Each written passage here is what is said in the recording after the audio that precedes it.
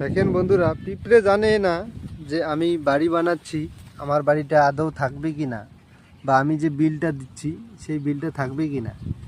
এই যে দেখছেন এখানে, এই যে পাশে যে মাটিগুলো দেখছেন, সমস্ত মাটি তারা এক একটা করে দানা মুখ দিয়ে নিয়ে এসে দেখেন এখানে ছেড়ে ছেড়ে চলে যাচ্ছে, স্পষ্ট দেখতে পাচ্ছেন।